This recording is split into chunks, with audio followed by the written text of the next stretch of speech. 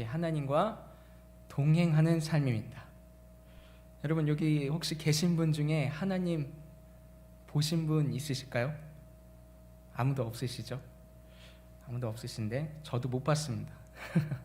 혹시 봤다고 하면 저한테 좀 신고 좀 해주십시오. 하나님은 영이셔서 우리가 볼 수가 없어요. 볼 수가 없고, 하나님과 함께 삶을 살아가는 것이 이 땅에서 도대체 무엇일까? 하나님과 동행한다. 여러분, 동행한다라는 게 도대체 무엇일까요? 동행을 한다. 보이지 않는데 어떻게 함께 걸어가요? 영이신데 우리는 육신을 가지고 있고, 그리고 하나님 우리와 함께 하신다는데 우리는 그것을 어떻게 알 수 있을까요? 하나님은 우리 마태복음 1장 우리 28절에도 보면은 임마누엘의 하나님이라고 합니다. 그 말은 우리 하나님께서는 우리와 늘 함께 계신다라는 거예요. 특별히 예수 그리스도를 나의 구주, 나의 하나님으로 믿는 하나님의 자녀들에게는 그 하나님의 자녀된 권세를 주셔서 우리와 동행하신 하나님을 느끼고 알 수 있고 교제할 수 있습니다. 근데 하나님의 자녀가 되지 않는 사람들은 그 하나님을 모르고 살아가는 것이죠. 그래서 하나님의 자녀된 우리가 이 자리에 지금 모여 있는 것 아닙니까? 예수 그리스도의 복음을 듣고 지금 이 자리에서 하나님을 예배하고 경배하고 또 이 자리에서 지금 하나님의 말씀의 대언을 듣고 있는 것 아닙니까? 근데 하나님과 동행하였다라는 표현을 이 쓴 단어를, 이 문장이 있는 단어가 어디에 있냐면 이 창세기에만 딱 나와요. 그래서 오늘과 다음 주 하나님과 동행한 사람들의 이 이야기들을 좀 여러분과 함께 나누려고 하는데요. 누굴까요? 첫 번째는 우리가 읽은 오늘 본문의 말씀의 에녹입니다. 두 번째는 누구냐면 노아라는 사람입니다. 여러분, 그리고 성경을 잘 한번 보세요. 누가 하나님과 동행하였더라, 그런 문장이 있는지 없는지 한번 잘 보십시오. 그만큼 이 동행이라는 단어는 굉장히 특별하게 쓰인 단어라는 것이죠. 그냥 요셉이 그냥 삶을 살아가는데 하나님이 그와 함께 하신 건 알겠어요. 근데 요셉이 하나님과 동행하였다, 동행했겠죠. 근데 직접적으로 동행하였더라라는 단어, 문장은 쓰지 않았다라는 것이죠. 그러면 이 동행하였다라는 이 의미는 도대체 어떠한 의미인가? 우리가 오늘 하나님의 말씀을 통해서 그것을 우리가 깨닫고 우리도 하나님과 함께 동행하며 삶을 살아가기를 작정하며 나아가는 저와 여러분 되어질 수 있기를 간절히 소원합니다. 자, 우리 오늘 읽은 본문 말씀에 보면 이 동행한 에녹이라는 사람은 사실 이 성경에서 이 창세기에서 여기 끝이에요. 21절부터 우리 24절까지가 도대체 뭘 했길래 이 동행했다라는 것일까? 우리가 그것을 생각해 봐야 되는 거죠. 21절 말씀 보면 에녹은 65세라는 그 시간에 무드셀라라는 자녀를 낳았습니다. 자, 하나님과 동행한다라는 것은 첫 번째로 저는 이렇게 정의를 내렸습니다. 첫 번째로는 하나님 말씀에 반응하는 사람입니다. 왜 그렇게 말씀을 드리냐면 에녹은 65세에 무드셀라라는 사람을 아들로 낳았다라는 것이죠. 여러분, 무드셀라라는 이름의 뜻을 여러분 어떤 뜻인지 아십니까? 창기를 던지는 자라는 뜻이 있습니다. 그 창기를 던지는 자라는 그 뜻은 어떠한 부족 또는 가족들, 그 당시의 시대적 문화적 배경을 보면 그 창기를 던지는 자는 군대로 따지면 불침번을 서는 사람이에요. 그래서 적군이 쳐들어오면 창기를 던지고 적군의 신호를 알리는 그 사람이란 말이죠. 근데 그 사람이 예를 들어서 이 무드셀라라는 그 뜻, 그러니까 창기를 든 자가 죽으면 어떻게 돼요? 적군이 와서 우리에게 재앙이 임하는 거예요. 전쟁이 임한다라는 거예요. 적군이 우리의 침투해서 우리를 멸망시킨다라는 거예요. 그래서 이 무드셀라라는 이 단어의 뜻 가운데 또 어떠한 뜻이 있냐면 그가 죽으면 심판이 임할 것이다 라는 뜻이 있습니다. 그리고 무드셀라의 뜻을 아시겠습니까? 창기를 들었는데 그 창기를 든 자가 죽게 되면, 왜 사람은 죽잖아요. 그가 죽으면 심판이 임할 것이다 라고 말씀을 하는 것입니다. 그 당시에 수많은 사람들이 삶을 살았습니다. 아담 이후로 많은 사람들이 그 당시엔 장수를 했어요. 근데 그 당시에도 마찬가지로 죽음이라는 걸 맛보며 살았는데, 하나님께서 창세기 6장 말씀에 보면 사람을 지은 것을 후회하시는 것 같이 말씀을 하신다는 말이에요. 항상 모든 생각과 계획이 나를 떠나 있는 사람들을 보며 하나님께서는 한탄하시고 마음에 근심하셨다라고 이야기를 해요. 그러니까 그 당시에 하나님이 만드신 사람들을 봤을 때 하나님의 마음은 도대체 어땠냐면, 너무나도 한탄스럽고 너무나도 후회가 되는 거예요. 사람들을 만든, 사람들을 보기만 해도 막 근심이 되어지고, 이 사람의 언어로 표현을 하는 거예요, 하나님 마음을. 그래서 창세기 6장 6절 말씀 보면 그런 표현들이 있습니다. 그러니 하나님께서는 그 땅에 살아가는 모든 사람들에 대한 계획을 어떻게 세웠냐면, 안 되겠다, 지금 살고 있는 내가 만든 이 사람들을 다 죽여야 되겠다 라는 계획을 가진 것입니다. 되게 무섭죠? 실제로 이 일이 일어났을까요? 안 일어났을까요? 여러분 성경 다 읽어서 아시잖아요, 그렇죠? 그러면 에녹이라는 사람은 하나님께서 어떠한 말씀을 주셨는데, 언제 말씀을 주셨냐면 자녀를 낳았을 때 말씀을 주신 거예요. 너의 아들을 무드셀라라. 에? 뭐라고요? 내 아들이 죽으면 심판이 임한다고요? 그래, 네 아들이 죽으면 심판이 임하는 거야. 에녹은 그것을 믿었던 것입니다. 실제로 무드셀라가 죽었을 때 여러분, 심판이 임했을까요? 안 임했을까요? 생각해 봐야 하는 문제인가요? 우리 창세기 우리 5장 우리 5절 말씀 보면, 우리 PPT 내용 한번 앞에를 보세요. 5장과 우리 7절 내용 말씀의 성취를 여러분 산수 잘 아시죠? 그렇죠? 한번 계산을 한번 해보세요.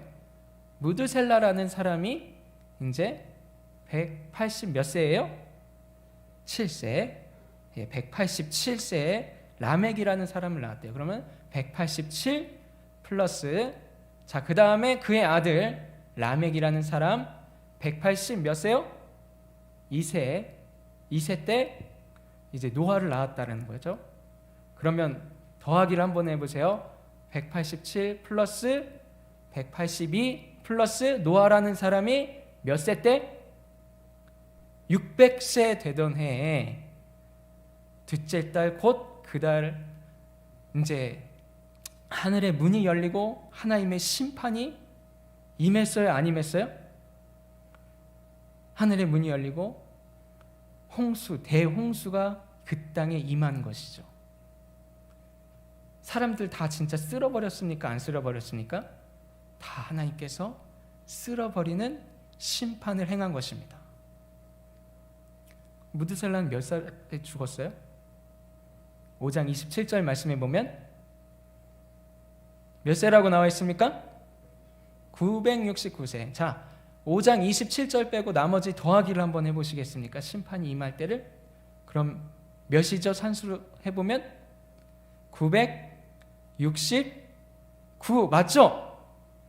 하나님은 정확하게 하나님께서 말씀하신 그 말씀대로 심판하세요.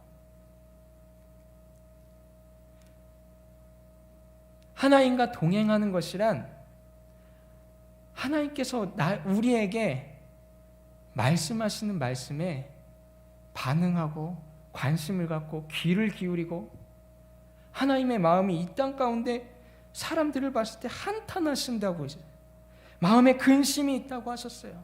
후회하신다고 했어요. 그럼 하나님과 동행하는 것이란 무엇이냐면, 그 하나님의 마음과 그 하나님의 시선이 있는 곳, 그 하나님의 그런 어떠한 슬퍼하는 그 감정들을 동일하게 느끼며 그것에 반응하는 삶을 사는 것입니다. 에녹은 그렇게 살았습니다. 무드셀라를 낳고 그때부터 22절 말씀 보면 무드셀라를 낳은 후 300년을 하나님과 동행하며 자녀들을 낳았다라고 해요. 그가 동행한 시점은 언제냐면 무드셀라라는 그런 어떠한 계시의 말씀을 듣고 나서 그 다음부터 그는 하나님의 말씀에 반응하여서 하나님과 같은 마음으로 살았다라는 거예요. 그 당시 수많은 사람들에게 하나님의 말씀이 들려졌습니다. 하나님의 말씀이 선포되어졌습니다. 하나님께서는 아마 여러 사람들을 통해서 이야기했을 것입니다. 내가 이 땅에 너희들을 바라봤을 때 내가 너무 마음이 아프다. 너희들 왜 나를 모른 척하고 살아가냐? 왜 계획하는 것이 다 나와 전혀 상관없는 악만 가득 차 있냐? 내 마음이 너무 슬프다. 나 이 땅을 심판하고 싶구나. 근데 아무도 관심이 없는 거예요. 아무도. 마치 오늘날도 그렇지 않습니까? 하나님이 우리를 보시기에 어떨까요? 이 인간들을 보시기에. 하나님의 창조의 목적은 하나님과 더불어 동행하며 하나님과 교제하며 삶을 살도록 우리를 만들었는데 정작 은혜를 받은 우리 또한 하나님 모른 척하고 살아갈 때가 거의 대부분이잖아요. 예배 시간에 나와서도 때로는 우리가 집중도 못하고 힘들어하잖아요. 그게 저와 여러분들의 모습이 아닙니까? 하나님이 우리에게 말씀하십니다. 그날이 도적같이 올 것이다. 여러분 한번 생각해 보세요. 무드셀라라는 사람이 언제 죽을지 어떻게 알아요? 태어나자마자 죽을 수도 있는 거고, 아니 그 사람이 10살에 죽을 수도 있는 거고, 그 사람이 청년 때에 죽을 수도 있는 거고, 그 사람이 노인 돼서 죽을 수도 있는 거 아닙니까? 어떻게 아냐고요. 근데 마치 에녹이라는 사람은 한 살에 죽는 것과 같이, 아니 다음 날이 없는 것과 같이 하나님 말씀을 믿었고 하나님 말씀대로 이루어질 것을 믿으며 하나님의 마음과 하나님의 시선과 그것들을 바라보며 삶을 살아갔던 것입니다. 다음 주에 나누겠지만 그 당시에 수많은 사람들이 다 하나님의 말씀을 거들떠보지도 않았어요. 듣지도 않았습니다. 여러분, 이 땅에 종말이 임합니다. 여러분, 제 아들이 죽으면 심판이 임할 거래요. 언제 죽을지 모르니 우리 하나님과 함께 동행하며 삽시다. 하나님이 우리를 만드신 창조주잖아요. 그 하나님께서 우리를 사랑하셔서 지금 우리와 함께 동행하고 싶은데, 우리와 함께 대화하고 싶은데, 여러분 우리 하나님 앞에 나아갑시다. 관심이 없는 거예요, 사람들이. 그러든지 말든지. 심판? 그런 게 어딨어. 그냥 그렇게 사는 거예요. 오늘은 예수님께서 우리에게 뭐라고 말씀하셨습니까? 예수님께서 다시 오실 거라고 얘기했는데 여러분 그 말씀을 믿으십니까? 올라간 그대로, 승천하신 그 모습 그대로 이 땅 가운데 오신다고 이야기하셨어요. 이러한 말씀에 반응하는 사람들 혹시 있습니까? 저조차도 너무나 무딘 거예요. 그날이 도둑같이 온다라고 우리 사도 바울을 통해서 하나님의 말씀이 우리에게 들려졌는데, 여러분 예수님께서 다시 오시는 그 세상에 종말이 있어요. 마치 없는 것 같이 우리 살아가는데 종말이 있습니다. 근데 우리 마치 없는 것과 같이 살아가는. 근데 그날이 어떻게 오냐면 도둑같이 온대요. 여러분 도둑이 예고하고 오나요? 자, 윤원웅 목사는 도둑입니다. 다음날 새벽 2시에 여러분의 집에 도둑질하러 갈 거니까 문 잘 잠그세요. 이러고 도둑질하러 가는 사람 있나요? 아무도 없어요. 도둑은 예고 없이 어느 날 갑자기 뜻하지 않게 나를 당황스럽게 하는, 나의 모든 것을 훔쳐가는 존재입니다. 근데 주님의 심판의 날이 그렇게 온다라는 거예요. 믿어지시나요? 그럼 우리는 어떻게 살아야 되나요? 다 그만두세요. 직장 그만두세요. 공부 그만두세요. 대학 그만두세요. 제가 이 말씀을 드리는 게 아닙니다. 에녹이 보여주신 이 하나님의 말씀과 같이 하나님께 집중을 해야 한다라는 거예요. 하나님께 집중을 한다라는 것은 뭐라 그랬어요? 하나님 말씀에 반응을 하는 거예요. 우리가 그러려면 우리가 어떻게 살아야 돼요? 하나님 말씀을 가까이 해야 합니다. 하나님 말씀을 읽어야 합니다. 하나님 말씀을 그냥 단순히 지식적으로 읽는 것이 아니라 하나님 말씀이 나에게 오늘날 나에게 뭐라고 말씀하시는지 반응할 수 있는 하나님의 사람으로 성장하셔야 합니다. 2023년도에 저와 여러분들이 함께 하나님과 동행하며 삶을 살기 원합니다. 그 첫 번째는 뭐냐면 우리가 하나님의 말씀을 그냥 덮어놓고, 혹시 성경책 가지고 오신 분 있으실까요? 성경책도 요즘 잘 안 가지고 다니잖아요. 이 성경책이 항상 그냥 내 삶에 너무나도 먼 그냥 역사책만도 못한 어떠한 그냥 책이면 우리 하나님과 동행할 수가 없어요. 우리가 하나님과 동행하기 위해서는 우리가 이 말씀을 펴고 우리가 하나님의 마음을 알아야 합니다. 하나님이 어떠한 존재인지 우리가 깨달아야 합니다. 너무 좋잖아요. 하나님께서 다 주셨잖아요, 우리에게. 유튜브만 틀면 그냥 들을 수도 있잖아요. 드라마 바이블이라고 해서 너무나도 잘 나옵니다. 막 배우들이 연기하듯이 성경을 읽어줍니다. 그럼 말씀의 폭풍 같은, 홍수 같은 시대에 살아가는데 정작 우리는 하나님의 말씀에, 여러분들에게 이야기하는 거 아니에요. 저도 너무 관심이 없이 살아갈 때가 너무 많은 것 같아요. 의무가 되어지고 때로는 이게 와닿지도 않고, 그래서 우리가 성경을 함께 공부해야 하는 거 아닙니까? 그래서 우리가 함께 손잡고 가세요. 우리 찬양도 불렀잖아요. 함께 큐티하는 모임도 만들어야 되는 거 아닙니까? 왜요? 하나님과 함께 동행하는 삶을 살기 위해서요. 하나님 말씀에 반응하셔야 되잖아요, 우리가.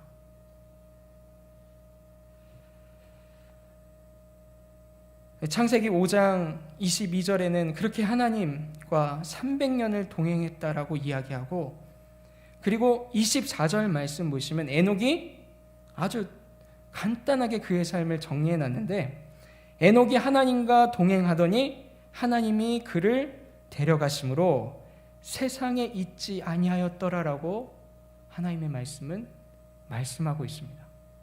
그 당시에 사람들이 정말 두려워했던 것이 바로 죽음이죠. 지금도 마찬가지로 죽음이 두렵잖아요. 어떻게든 죽음 앞에 살기 위해 우리 발버둥 치잖아요. 근데 하나님이 얼마나 이 에녹의 삶을 기뻐하셨으면 그냥 승천할까요? 그냥 죽음을 맛보지 않고 그냥 하늘로 올려 들러 하나님 품으로 간 것입니다. 그래서 히브리서 11장 5절 말씀 보면 하나님 이렇게 평가를 합니다. 우리 한번 다 같이 한번 우리 성경 말씀 우리 한 목소리로 읽어보겠습니다. 시작.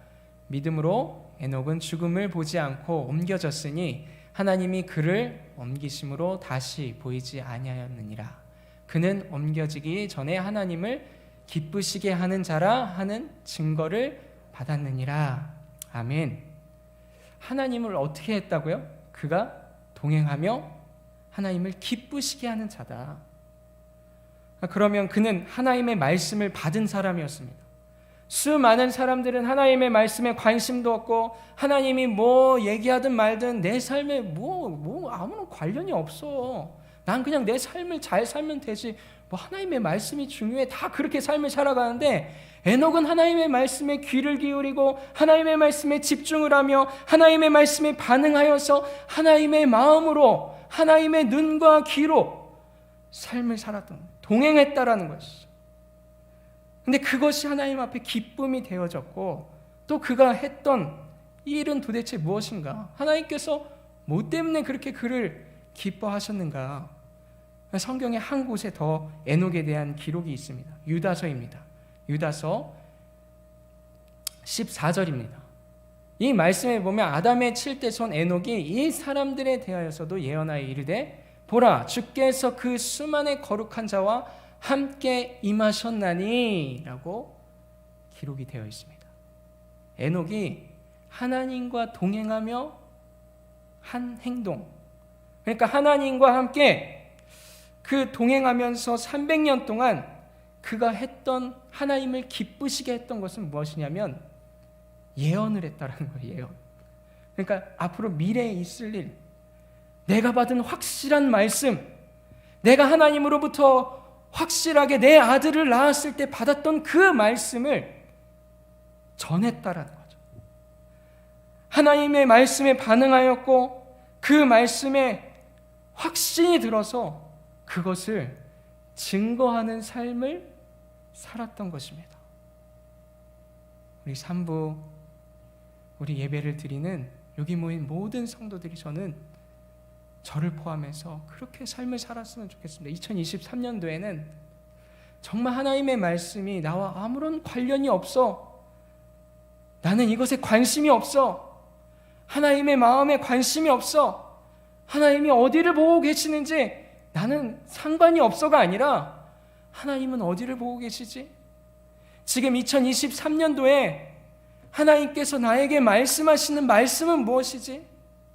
2023년도에 하나님께서 이 세상을 바라보시는 하나님의 마음은 무엇일까? 하나님께서 나를 향한 계획은 무엇일까? 오늘 하루를 하나님 앞에서 하나님의 뜻대로 나는 어떻게 살아가야 하지? 그런 고민을 할 수 있는 저와 여러분이 되어질 수 있기를 간절히 소원합니다. 그래서 저와 여러분이 해야 될 게 있어요. 뭐냐면 우리가 늘 가까이 할 수 있는 우리 손에 있는 성경을 읽는 시간을 여러분 꼭 작정하시길 바랍니다. 일주일에 몇 시간이 있느냐? 168시간이 있습니다. 그 중에 1분도 하나님의 말씀을 읽는 시간에 투자할 수 없다. 그러면 우리가 정말 그리스도인인가 생각해 봐야 되지 않겠습니까? 정말 하나님과 하나님의 자녀이다, 예수 그리스도의 그리스도인이다 말할 수 있겠습니까?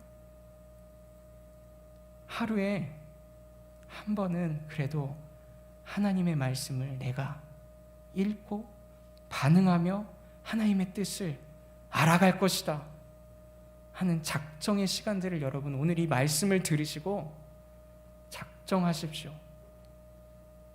저도 작정하겠습니다.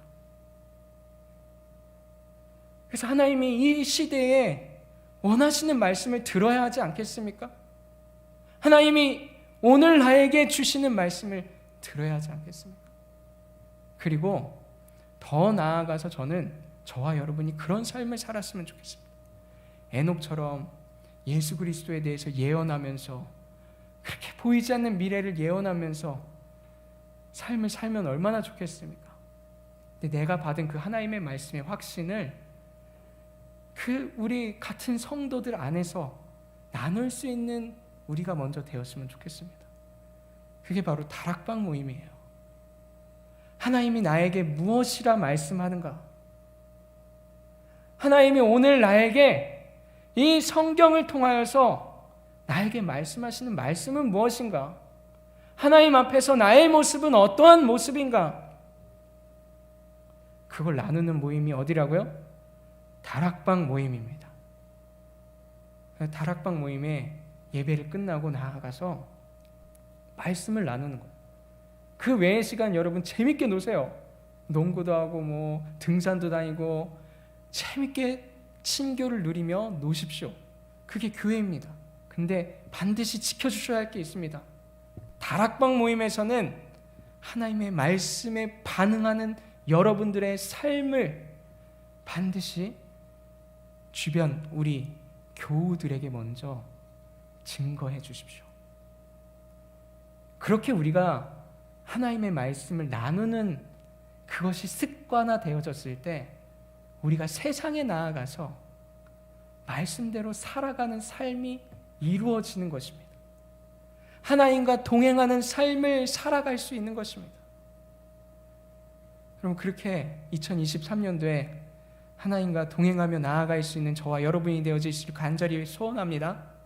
그렇게 하나님과 동행하며 하나님의 마음으로 하나님의 바라보시는 그곳을 함께 바라보며 하나님께서 우리를 평가하실 때 나를 기쁘게 한 자다 라는 그러한 말을 들을 수 있는 저와 여러분이 되어질 수 있길 간절히 소원합니다. 기도하겠습니다.